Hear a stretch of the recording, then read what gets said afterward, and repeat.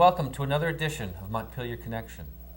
Montpelier Connection is a production of BCTV as a public service for the people of this area to help create a better connection between local legislators, the issues we're facing, and you, the people we represent. I'm Mike Merwicki, State Representative for the Wyndham 5 District of Putney, Westminster, and Dummerston in the Vermont House of Representatives. As we begin the new year and the new legislative session, I'm reminded of how in the Chinese language, the word crisis is written using two letter characters, one that means danger and one that means opportunity. There'll be plenty of each in the new legislative session. One way I'll be facing the challenges is to be ready to work together with those who are ready to see the opportunity in a bigger picture where working together and shared sacrifice can lead to a greater good for the greatest number of people. As we look ahead to this session that's just started, we have our two Wyndham County State Senators here today, Jeanette White and Peter Shumlin. Welcome to Montpelier Connection. Thanks. Thanks for having us. The budget is a big issue that we're looking at, but it's not the only issue, just as last session was. I wonder if you have some opinions as to what it is that will be taking center stage alongside the budget, Jeanette. Well, there's going to be a lot of emphasis on, connected to the budget, but a lot of emphasis on restructuring the way we deliver services, what it is that we should be doing, and then how we should be doing it in the most efficient manner. And for example, I was part of a study committee this summer that looked at restructuring our judicial branch, because the way we do it is not the most efficient and effective, and it doesn't provide the most access to the judiciary for people. So we'll be looking at that, and I think that there will be a lot of examples like that, law enforcement, on how we actually provide services and how we deliver them. So I think that's going to be, it's connected to the budget, but it isn't just budgetary. Sure. Peter, the budget was a big issue last year, especially when it came to the two vetoes, including the budget veto. What do you see ahead for this session? Well, I think it's going to be about jobs and economic opportunity. You know, as I travel around the state, I hear two things. One, the tremendous pain that people who are unemployed are feeling, and there's too many of them, and they're still not finding jobs. They're feeling disenfranchised. They're under tremendous economic stress. That's a huge problem. A bigger problem, believe it or not, is the Vermonters who are employed and finding that their incomes are stagnant, that their bills are mounting, and they just can't catch up. And so I think that it's really important that we focus on this issue. The Speaker and I are going to begin a jobs forum in the beginning of the session that all legislators are going to be invited to, where we hear from business people around the state about what specifically we can do for them to help grow jobs and grow this economy. And you know, I've said before, there's huge economic opportunity out there. As we move off oil and we move to renewable energy technologies, it's going to affect everything we do, from the way we move around to how we build our homes and our schools and our businesses, to the way we grow food, where we produce it and distribute it. Huge opportunities, and the question is, how does Vermont position itself to ensure that we get some piece of the economic boom that's going to pull us out of this recession? And I think that's what we need to focus on. Last session, we benefited a lot from federal stimulus. There's some talk that there's going to be a jobs stimulus coming from the federal government. How's Vermont positioned to take advantage of that? Well, it remains to be seen exactly what will come from Washington, and maybe we should talk a little bit about the budget. You know, it's not a surprise to any of us that we are where we are, and I think that it's important to emphasize that, you know, we chose a path that we wish we had not had to choose. Had the Speaker and I and Jeanette and you and others had our way, we would have worked together, as has always happened in Vermont's budgetary process, to come to consensus and get the job done without going through a veto process. This was the first budget that was vetoed in Vermont history. We overrode that veto. Let's not forget why we did it. We did it for three reasons. One, the most vulnerable Vermonters were being asked to pay the highest price in a way that we felt was draconian. Second, the education proposal by the governor would have created the biggest property tax increase in Vermont history. What was that proposal? I only mention it because I suspect it's coming back at us in January. The proposal from the Doobie Douglas team was to shift the cost of the teachers' retirement fund back to local property taxpayers. That would be an increase in property taxes not only this year, but every year going forward to the tune of about $72 million a year. Big money. Mm-hmm. So we said no to that. And the third reason, and perhaps as compelling, was that we felt that we needed to share the pain, that those who make the most in Vermont had an obligation to make some contribution to the problem. We've done that, it's behind us. This is what we predicted. We cut $165 million from the budget since the economic problem started in Vermont. We knew we'd come back having to cut roughly $85 million. That's exactly where we are. We're going to go in and, as Jeanette said, find efficiencies, find ways to do more with less, and we're on a very methodical, careful road to recovery that we will complete, as tough as it will be. Now, Jeanette, you chair government operations in the Senate. Yep. You spoke a little bit about efficiencies in the judiciary, and are there other ways that we're looking at how government operates in terms of finding both efficiencies and savings for the budget? Oh, everything's on the table as far as I'm concerned, and we are looking at, as I said, judiciary, law enforcement. One of the things that's happened that I've seen is that state agencies and departments have been told to save money, to cut their budget. So what they've done is they've, and this was true, the DLC, for example, decided that they were going to change the way they issue liquor license permits. Well, all they did was pass it on to the towns instead of actually changing the way it's being done so that it makes it more efficient and cuts out steps. It's just being passed on. So we're going to look at all of those things. We're going to look at the Agency of Commerce and Community Development, the Department of Labor, just across the board in the structure. We have a lot of functions at the state level that happen. For example, we have, I don't remember how many hundreds of HR people. Every department, every agency has their own HR people. I don't know that that's the most efficient way to do that. Yeah. Plus, we have an HR department. So we're going to look at all of it. And obviously, in 4 months, we won't be able to restructure all of it, but we are, I've been part of a committee called Government Accountability, and we really are looking at everything. A concern that's important to a lot of us in Vermont, and especially here in Windham County, is the Entergy nuclear power plant in Vernon. Recently, they came forward with a price proposal for how much they would charge Vermonters for power should their license be extended.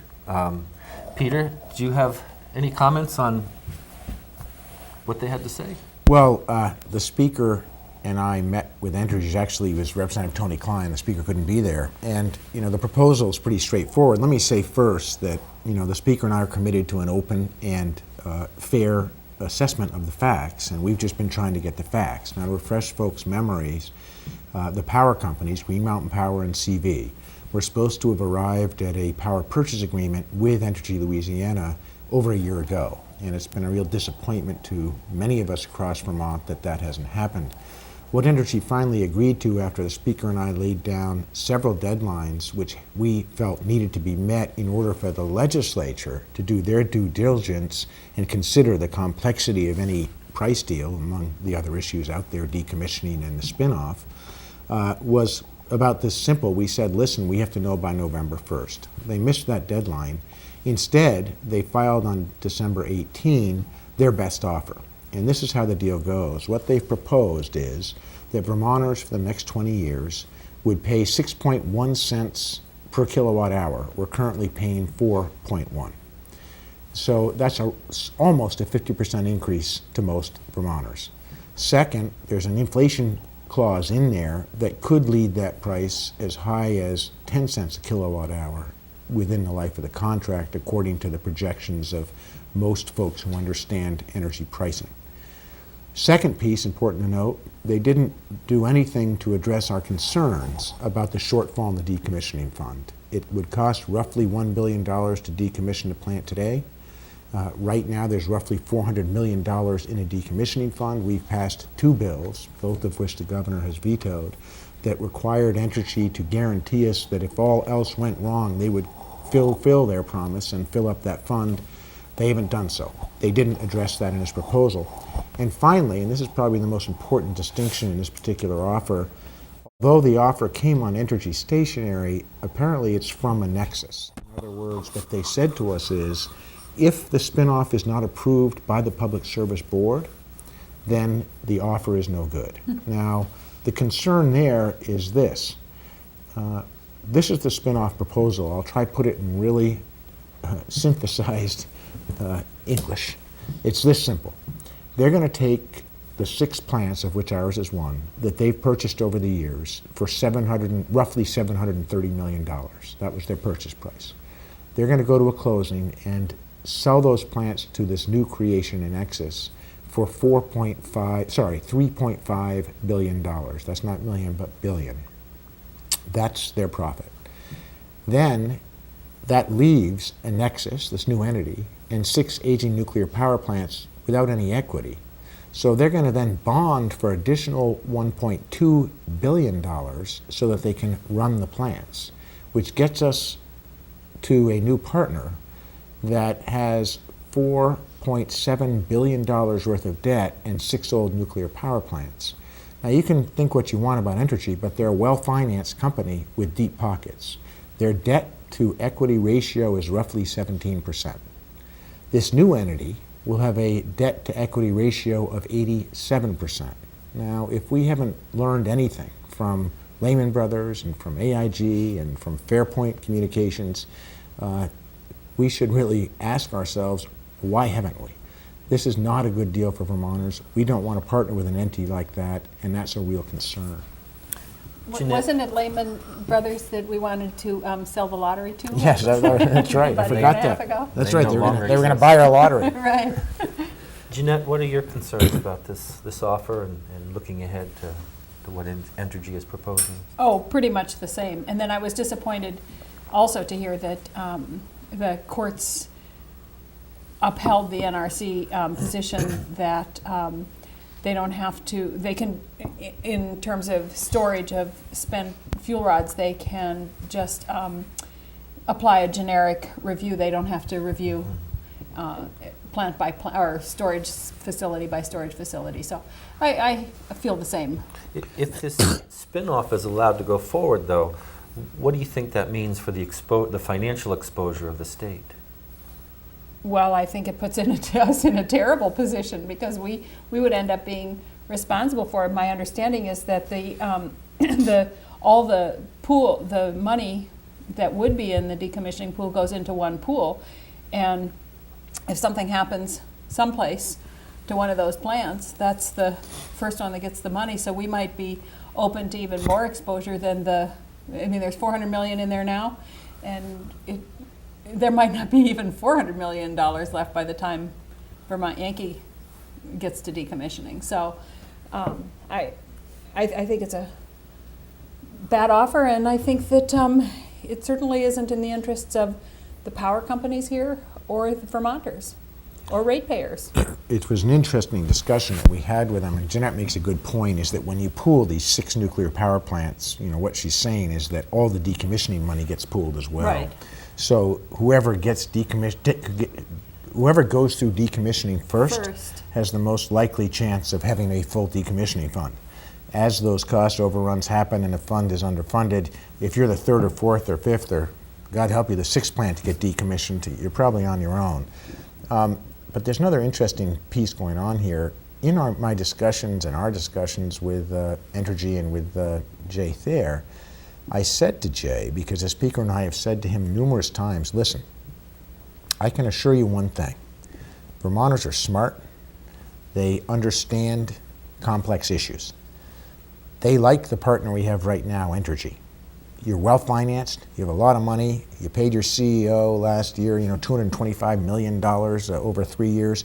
You're profitable. We get that. That's one reason we wanted you as a partner. And when, I supported the sale from Green Mountain Power and CV several years ago because Green Mountain Power and CV were in real financial tough shape. Mm-hmm. And I felt that it was much better and much more prudent to have an owner who had deep pockets than a couple of our power companies that were really hurting. So now they're asking us to trade for this entity. So I said to Jay, if the New York Public Service Board approves this spinoff, and Vermont's Public Service Board says no, because this is a decision the Public Service Board makes, Right. not the legislature. So they say no, they determine it's not in the public good, and I can't imagine how they could determine that this is in the public good. But they make the right decision and say no. What are you going to do? Does that mean we'd be left with Entergy? Thinking the answer would be yes, and our problems would be solved in terms of this particular spinoff question. He said no, in all likelihood we would simply shut down Vermont Yankee. So it's an interesting position that we're in here. I've talked to numerous legislators, Republicans who think nuclear power is the best thing that ever happened, want to relicense the plant, that would never vote to partner with a highly leveraged company like a Nexus. And then you have the Entergy saying, well, if you don't, we're going to shut it down. It's an interesting position to be in. Is it a fair comparison to look at the Fairpoint deal and what is being proposed for Enexis? Well, there's certainly similarities. I actually think that the Fairpoint deal made a lot more financial sense than this one, and let me tell you why.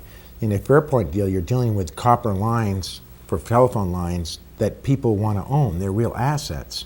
In this case, if something goes wrong, you're dealing with troubled, aging nuclear power plants with high-level radioactive waste that nobody wants, and that's a challenge. Now, in terms of the financial structure, I opposed, Senator Luzzi opposed, Jeanette opposed the Fairpoint deal because we felt that it was not a strong financial model. We predicted it would go bankrupt. We told the board that. They all rolled their eyes at us at the time. I think that deal looks good compared to this one. This is not a stable financial entity. Listen, how many times have we watched Wall Street literally go in and do exactly what Entergy's doing? And, you know, God bless them. This is the capitalist way. You can't blame them for wanting to make money. If we were Entergy, we would want to make money too. So I'm not condemning them. But let's just look at what they're really doing. They're going to take these 6 plants that were built with taxpayer money, that are all paid for by the taxpayers, and they're going to basically leverage them to the hilt, borrow money, put it in their pockets, leave us with the debt, and we're going to start all over again. Now, that just is an example, once again, of Wall Street saying to Main Street, here we go, it's your problem. The problem is, in this case, Main Street is every single living Vermonter. It's a bad idea. I think if this issue was not connected to nuclear power, it would be a no-brainer for all of us. But it gets all wound up with whether you're pro-nuclear power, anti-nuclear power, and it gets complicated there. If it were just the business deal, we would turn it down. Right.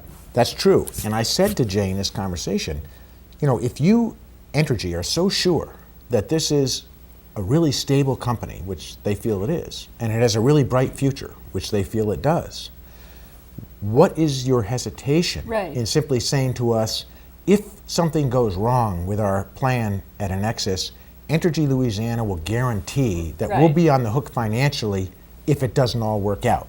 And their answer is no, we will not do that. When we go to the closing, we're leaving with our money. That speaks for itself. Yep. Yeah. Well, looking at some of the other concerns we'll be addressing this year, our crumbling infrastructure was really brought to the focus with the bridge up on Lake Champlain, which will have been destroyed by the time this is aired, and the construction of a new bridge will be started. Lots of our roads and bridges are in that condition. And not just physical infrastructure that needs to be addressed, but the organizational infrastructure of how we serve Vermonters, I think, is in a similar crumbling state. How do we address all that starting in this coming session? I think that not the physical structure, but certainly the organizational structure is we're beginning to address that through the accountability committee. And we have a consultant working with us and working with the administration and with state employees, with nonprofits out there, with people who are using the services to try to come up with better ways to deliver services. And I don't know what those answers are going to be. There are some that pop up to the top, like the HR people, and just a number of things. And we just the other day, for example, had a hearing, and we could save $250,000 like that by changing our cell phone usage at the state level. You know, I commend Governor Douglas for his service to Vermont, almost 30 years of public service. And we've just been through 8 years of his governorship. The fact of the matter is, it's time for new leadership. And I say that in reference to the Crown Point Bridge that you've just referenced. And I think it's a great symbol for where we're at. You know, we just recently blew up a bridge and dropped it into a polluted lake, Lake Champlain, which should be the pride of Vermont. Not only did the bridge have to be blown up, but we dropped it into a lake that we spent $62 million on over the last 8 years under the Douglas Dubley administration, that's dirtier than before they spent the $62 million. Yep. So if you look at where we are as a state, we need 3 things as we go forward in the next 8 years. Number one, we've got to reinvent the way we do business in state government. Now, Jeanette has just outlined some of the areas. We have many more. But we've got to find ways to deliver services through technology, through a better use of government employees, and frankly, through efficiencies that everyone in the private sector has been using for years. That's the first thing. Second, we have to stop pretending that when we refuse to invest in infrastructure, we're somehow making a prudent financial choice. It doesn't matter if it's the Crown Point Bridge or trying to get from downtown Brattleboro to the roundabout on Route 5, which is now still worse than the Ho Chi Minh Trail. We are losing the battle with our infrastructure, roads and bridges, rail lines, and what that means is that jobs and economic activity that we so badly need cannot happen. And third and finally, we've got to bring the promise of 2010 technology to every single back road to actually happen. No more rhetoric. The governor promised 2010. It's not going to happen. We need to be ensure that we make it within the next 12 months, or all the job plans that we have for the future of Vermont might as well be scrapped and thrown out the window. Those are 2 things we got to do. But the most important message in this is, listen, don't be penny wise and pound foolish. When you don't repave your roads, when you don't rebuild your bridges, when you don't clean up your lakes, when you don't take care of your natural resources, you are destroying the very future and fabric of Vermont, and we just can't afford to do that. Sure. Any farmer knows you have to keep putting back in Absolutely. to be able to get a crop out. We've got a few minutes left now. Jeanette, is there something on the horizon that might not be getting the headlines that you'll be working on and hope to see passed in this next session? A lot of things, but I think that you're referring here to the compassion care centers, as they're called.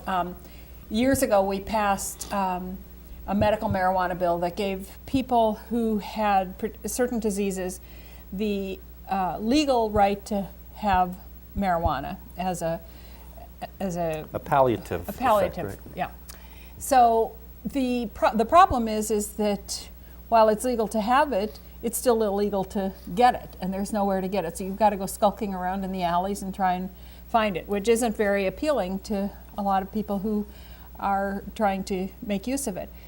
So we do have a bill this year that is marijuana dispensaries, to allow dispensaries to be set up, compassion care centers. And we're kind of modeling it more after Colorado than California, but it'll be controlled, it'll be actually probably taxed, the purchases of them. And so hopefully we'll get that passed this year so that we can make it more reasonable for people to actually use the medical marijuana. Yeah. Peter, I know you're going to be front and center with the battle lines over the budget and other things, but is there something not in the headlines right now that you're thinking about or think that we should be looking at? Well, the issue that I wish we'd spend more energy on, and I intend to this session, is the fact that our corrections budget is the second largest area of growth in our budget challenges, that Vermont still has more nonviolent offenders locked up behind bars at $40,000 to $70,000 a year than any other state in the country. And that we know three things about that population. Number one, 97% of them are drug or alcohol addicted, which goes back to Jeanette's point. Number two, 94% of them have difficulty reading, and third, of the male population, 84% of them never had a strong male presence in their lives. Now, we can keep spending money this way and locking up folks for nonviolent offenses because they have drug and alcohol addictions, or we can retrain them, we can get them the treatment they need, we can get them into community-based care, and we can stop spending the money at the rear end when it costs the big bucks and start spending it at the front end where we can actually get them productive, hopeful, happy lives. You know, it would be cheaper for us to send the nonviolent offenders to college, pay for them to go to college and get some substance abuse treatment if that's what they needed, than to have them sit in jail and rot. And I shouldn't say rot because they don't. We have good programs for people who are there, Sure. but it would be a better experience. There'd be better outcomes, and it would be cheaper for the state if we would. I think if you look at our be budget, creative. we now spend more in corrections than we do our state colleges. Oh, yes. And By far. and a lot more per person too. Yeah. And in essence, most of the people are in jail because they have the disease of addiction. And there's another reason, which we must not forget, which is that we have moved our mental health population Yes. from the state hospital to the prisons. There is no question about that. So when we talk about a comprehensive reform, it's not just about alcohol and drug addiction and working with the folks that know how to do the community treatment there. It's not just about mental health counselors. Sure. It's also involving everyone in the mental health field and facing this crisis head on. What are we really doing here? We're locking up the folks that we used to treat, and we have to accept that that is both inhumane and also extraordinarily expensive. Sure. And that's going to be a big issue this year, the replacement of the state hospital. It has been for the last 7 years, but I think it's finally coming to a head. Right. And we're working pretty closely with the Retreat and Brattleboro Memorial Hospital on that issue. Well, thank you, Peter and Jeanette. This will be our last studio show. We'll be setting up shop in the State House as the session unfolds, and I look forward to a productive session serving our fellow Vermonters. Thank you from BCTV, and we look forward to seeing you again from the State House. Thank you. Thanks for having us, Mike. Yep.